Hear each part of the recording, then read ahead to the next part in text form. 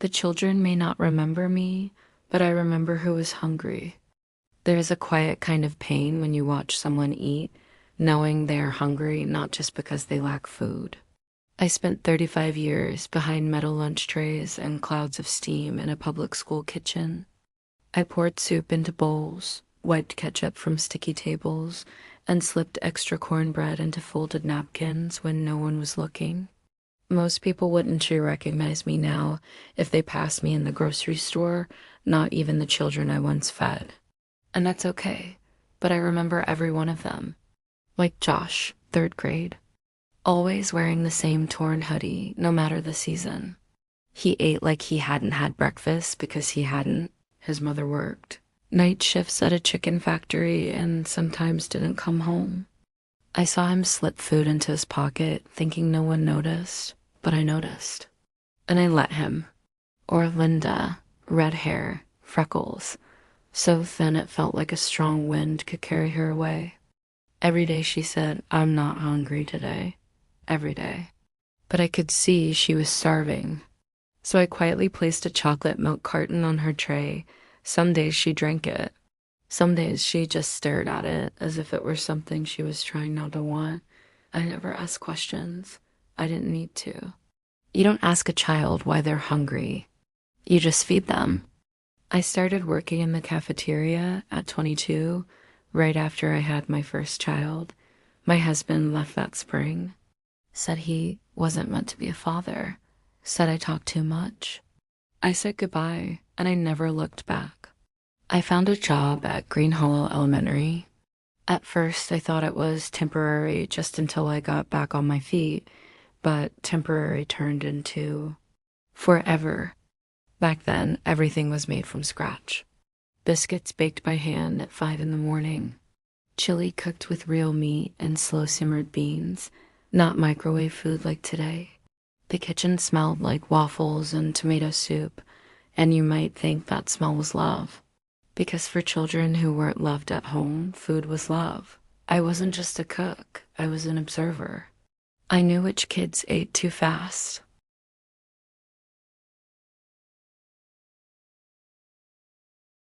Which ones acted tough while their stomachs growled. Sometimes I felt like I was the only adult in their lives who truly saw them. In the 1990s, they started cutting hours. Said automation would make things more efficient. Frozen food replaced fresh meals. To me, it tasted like cardboard. The kids stopped smiling when they came through the line. We stopped being people and became hairnets and rubber gloves behind glass. Then came computers. Lunch cards, barcodes, no more cash, no more chances to help a child who didn't have money. If their card had no balance, I had to take their tray away. I will never forget the day I had to pull a burger from Mikey Lopez's hands. He had taken one bite. Just one, 8 years old. His face turned red with shame. I wanted to slam the tray onto the floor and scream. Instead, I told him to sit down. Then I made him a sandwich and called it a new recipe sample.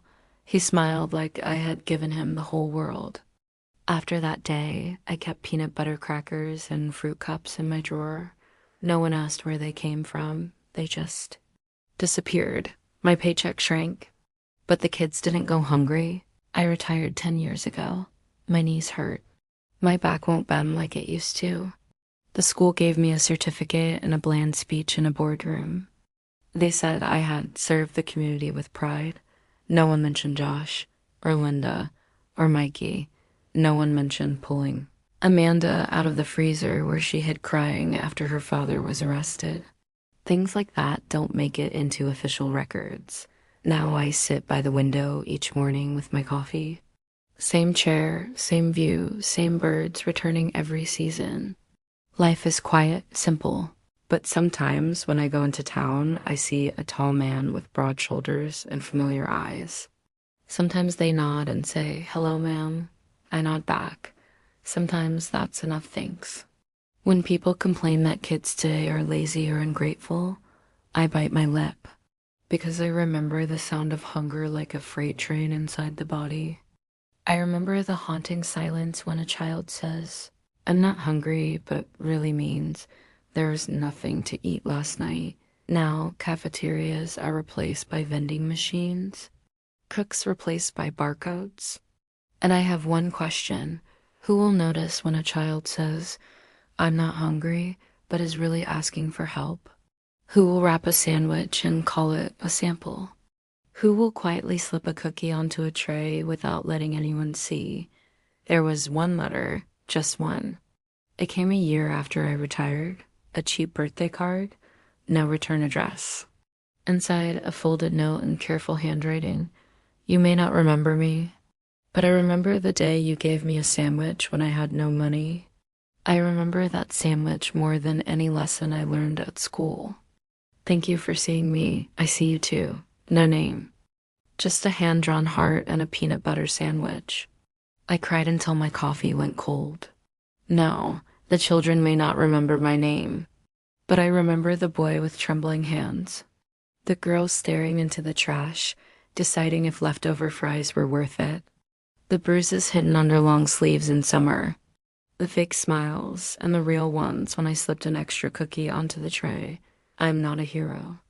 Just a cafeteria lady with tired hands and a soft heart, but I fed half the district. And if I had to, I would do it all again tomorrow.